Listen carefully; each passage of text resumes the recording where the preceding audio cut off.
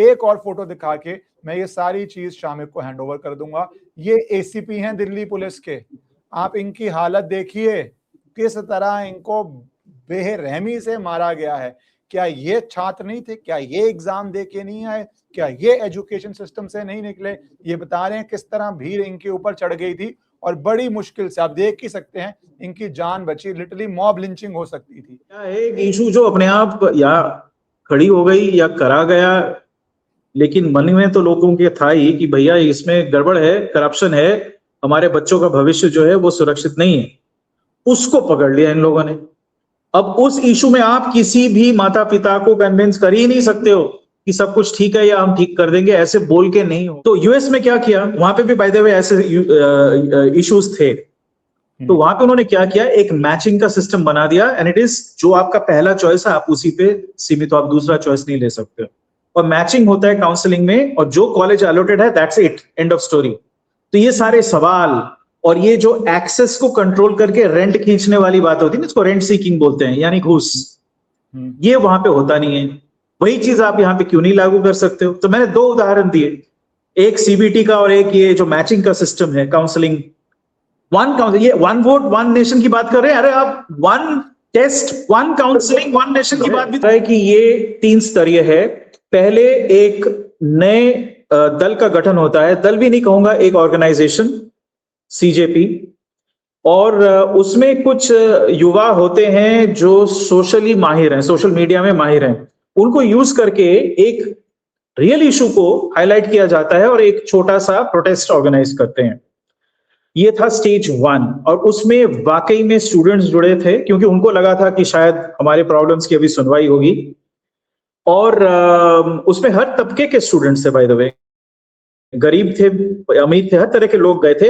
हाँ, प्रॉब्लम यह है कि चूंकि सोशल मीडिया आईबॉल्स पे चलती है, तो हाईलाइट किया गया वो एक कोई ट्रांसवेस्टाइट एक स्टूडेंट था, इस तरह के कुछ लोग थे, कोई नाच रहा है, कोई वो सब ऊट पटांग हो गया, तो इसको सीरियसली पहले नहीं लिया गया।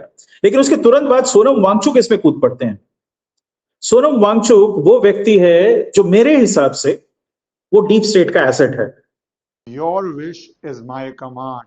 Lot of you have been telling me that I need to start an English YouTube channel. As you see me on national television doing debates in English, I write in English, but important issues, some of you would be more comfortable to hear videos in English.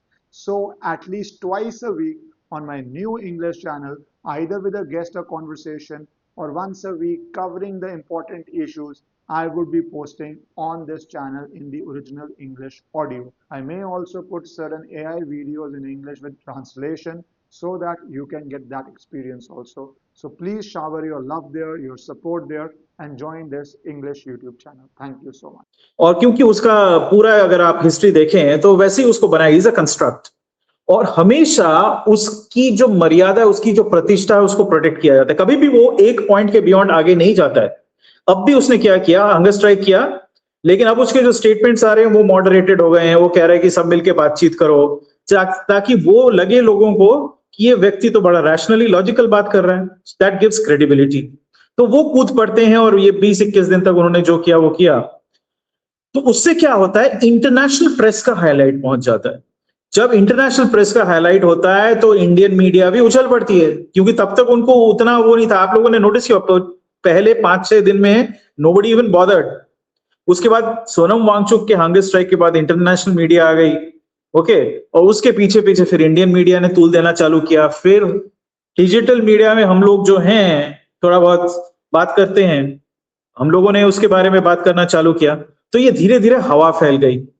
हमें ये याद रखना चाहिए that the issue was real, but the issue is not the objective. Issue से आप लोगों को अपनी तरफ खींचो, एक एक्सेस बनाओ, जो सीजेपी ने बनाया। अच्छा, मेरे पास एक थ्योरी है कि कांग्रेस जो है उसकी पॉपुलैरिटी जब घटने लगी तो आप खड़ा किया गया, आपकी जब पॉपुलैरिटी घटने लगी तो ये सीजेपी खड़ा किया गया है।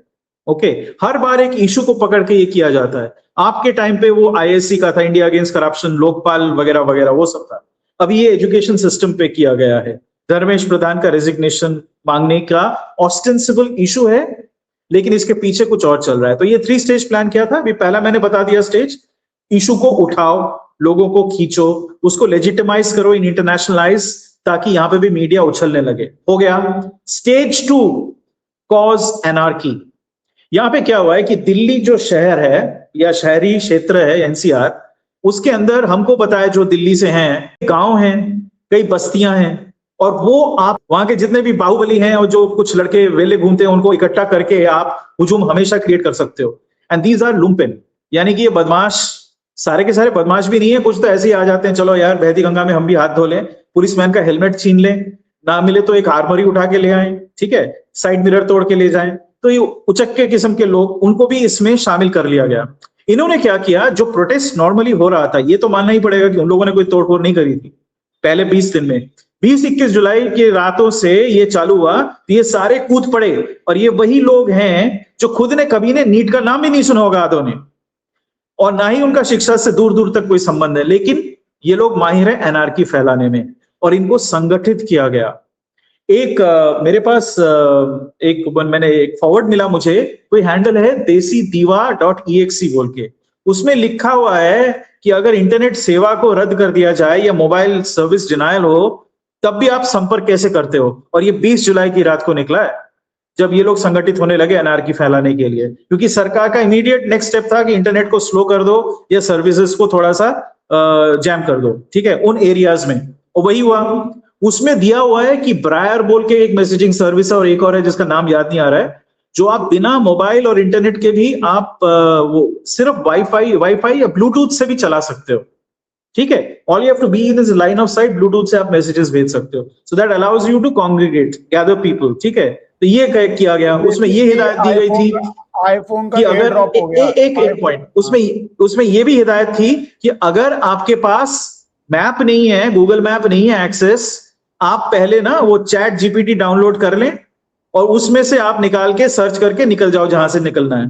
तो ये सारी हिदायतें एकदम इंस्ट्रक्शंस, इसका मतलब यहां पे प्लानिंग हुई है। सॉरी, आप कुछ कह रहे थे, फिर मैं वो प्लानिंग का थर्ड स्टेज बताता हूँ। सेकंड स्टेज है एनार्की।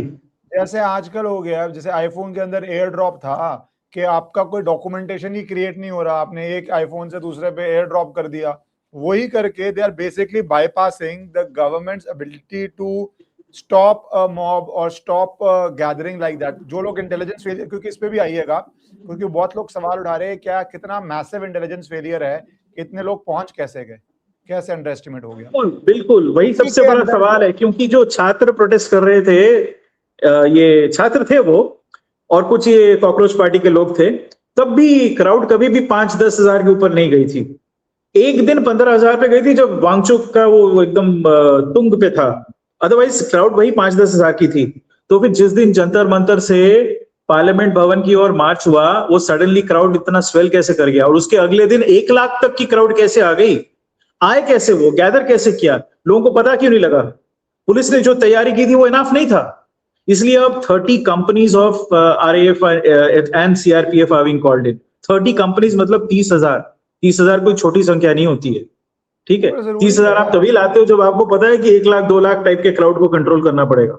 वीडियो को 5 सेकंड के लिए इसलिए पॉज किया क्योंकि मेरी आपसे रिक्वेस्ट है कि अगर आपको पसंद आए तो आप इस वीडियो को लाइक और चैनल को सब्सक्राइब कर लीजिए। और वो हिंसक क्राउड है, सड़क पे ACP को मारोगे तो लाना ही पड़ेगा ना भाई, कैसे बिल्कुल लाना पड़ेगा। CP में कल रात को हुआ, परसों हुआ, बट एनीवेज टू कंटिन्यू, तो एनार्की से क्या होता है, टेक्नोलॉजी का यूज हो रहा है, टेक्नोलॉजी का डेंजरस यूज हो रहा है इसमें। तो मैं जो कह रहा था, एनार्की से क्या होता है कि जो सरकार का मुख्य बिंदु होता है वो है लॉ एंड ऑर्डर, आप उसको डिस्ट्रॉय कर देते हो। उसके बाद क्या होता है कि कोई राष्ट्रीय दल फिर कूद पड़ता है, वही राष्ट्रीय दल जिसको आड़ देने के लिए आप आई थी और आपको आड़ देने के लिए ये कॉकरोच जनता पार्टी आई थी। तो ये जो राष्ट्रीय दल है, आपने देखा फिर राहुल गांधी कूद पड़े, अरेस्टेड हुए, उन्होंने जाके प्रोटेस्ट किया PM भवन के सामने, ये सारी चीजें हुई। अब बड़े बड़े भाषण दिए जा रहे हैं। जो लोगों ने नोटिस नहीं किया वो मैं आज बताता हूं कि पिछले 1 महीने से, ये आंदोलन शुरू होने से भी 15-20 दिन पहले से, Rahul Gandhi was doing presentations and shows across the country. राज्यों में कर रहा था, इसलिए चूंकि दिल्ली में जब तक कुछ नहीं होता, हमारे देश में लोग जगते नहीं है, कोई अटेंशन जाता नहीं है, तो वो जाके हर जगह पे ऐसे शोज कर रहा था, और वो रॉकस्टार लाइक अरेंजमेंट था पूरा उसका। हॉल को अंधकार कर देते थे और वहां पे मोबाइल चला के, जैसे होता है ना वो गानों पे स्वे करते, वैसा अरेंजमेंट था। और उसमें यंग लोगों को ज्यादा आमंत्रित किया गया था। एक बहुत ही झकास प्रेजेंटेशन, वाकई में वो प्रेजेंटेशन काफी इंप्रेसिव था। वो किया गया किस पे? एजुकेशन सिस्टम पे, छात्र सुसाइड पे, विद स्टैटिस्टिक्स एंड डेटा। झूठ नहीं बोल रहा था वो, उसने वास्तव में फैक्ट्स निकाल के उसको फिर उसका प्रेजेंटेशन ऐसे था कि लोग प्रभावित हो गए उससे। तो ये तो पिछले 1 महीने से चल रहा है, तो इसका मतलब इनकी जो तैयारियां हुई हैं वो काफी सुनियोजित तरीके से हुई हैं, और ये 3rd स्टेज पे अब इसको राष्ट्रीय आंदोलन बनाने की बात है, क्योंकि भारतवर्ष के बाहर भी जो भारतीय छात्र हैं वो लोग अभी प्रोटेस्ट कर रहे हैं। लंदन में हुआ है, जर्मनी में हुआ है, यूएस में हुआ है, और उनके देखा देखी उनके जो श्वेतांग छात्र दोस्त वगैरह हैं वो भी आ रहे हैं। और आपने ही कहा कि अभी पाकिस्तान, नेपाल से, बांग्लादेश से सपोर्ट आ रहा है। ये देखिए डायस्पोरास की रैली हो रही है। इसमें शामिक पर एक पॉइंट इंटरेस्टिंग है, हाँ बिल्कुल, ये केजरीवाल का राइज हुआ था तो बहुत ज्यादा फंडिंग, क्योंकि वहां पे 2 तरह के लोग हैं abroad, who are used to contributing to political activities if they are motivated। वहां पे तो अगर आपको एक नेता भी आता है तो $50 का डिनर हो जाता है ना, $50 कंट्रीब्यूट हो जाता है, बढ़ता जितने भी। तो वहां पे क्या हो रहा है, जो मेरे को बात कर रहा था कि लोगों को लग रहा है कि इमेजेस वही जा रही हैं कि जैसे इसने ये अंग्रेज ने कर दिया, बच्चों को मारा जा रहा है, गोली मारी जा रही है। तो वो फंड रेजिंग भी वहां से शुरू हो गई है बहुत सारे मीन से। ये जो वहां पे खाना पहुंचा है, कुछ लोग कह रहे हैं ये खाना आपको बहरीन, कतार, कहाँ से निकल के आ रहा है, क्योंकि आजकल ऑनलाइन डिलीवरी आप कहीं से भी ऑर्डर कर सकते हो, you don't need to be physically present. खाना ऑर्डर किया जा रहा है जर्मनी से, जो प्रोटेस्ट साइट में जा रहे हैं, ये हो रहा है। एग्जैक्टली, मतलब कहीं से भी कर सकते हो। तो ये जो डिस्पोरा है और उसके अंदर सब कार्डर हैं, हर पार्टी का कार्डर भी है। सो ये गेम बहुत नॉट ओनली राष्ट्रीय बट अंतरराष्ट्रीय बढ़ती हुई भी जा रही है। और इसके अंदर क्या गवर्नमेंट की कम्युनिकेशन बिल्कुल इफेक्टिव नहीं हो पा रही, और ये जो न्यू एज कम्युनिकेशन है बहुत इफेक्टिव हो रही है, बहुत इफेक्टिव है। और गवर्नमेंट का जो कम्युनिकेशन रिस्पांस है, जो हमने ऑपरेशन सिंदूर के समय भी देखा कि सामरिक जो रिस्पांस था वो बहुत बढ़िया था और कम्युनिकेशन रिस्पांस बहुत ही घटिया था। तो आपके जो साथी हैं उन्होंने सुप्रीम कोर्ट से एक अपील करी थी, मुझे उस पर एक सवाल है। उन्होंने, जज ने कह दिया कि ये सब वाहियात चीज, हमें टाइम वेस्ट मत करो। आप लोगों का क्या विचार है कि आप प्रॉपर पिटीशन डाल के प्रॉपर फॉर्मेट में आइए। कोर्ट के अंदर पिटीशन आपको एक फॉर्मेट में डालनी है। जब पिटीशन जाती है रजिस्ट्री में, डायरी नंबर होता है, तभी तो आप मेंशन करते हैं। भाई कागज के बिना वो क्या करेंगे, मैंने ये वीडियो हुई, ये अखबार की कटिंग हुई, ऐसे नहीं होता है, ऐसे कॉग्निजेंस नहीं होता है। हाँ। तो वो सिर्फ इतना कह रहे थे कि इसके थ्रू जाइए।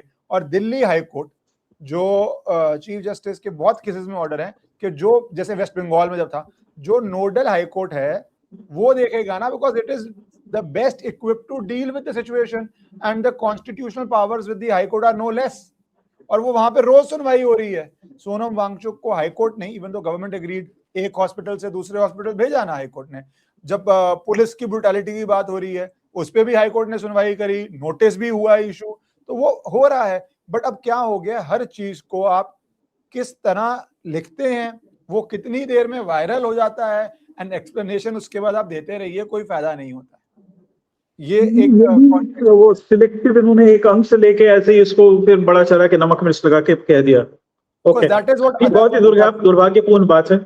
That is what I heard from other legal reporters there, क्योंकि हम तो कोर्ट में थे नहीं, तो अदर और मेंशनिंग ऐसे इतनी भीड़ होती है, 1-1 मिनट में हो रही होती है। So that's what other reporters are saying.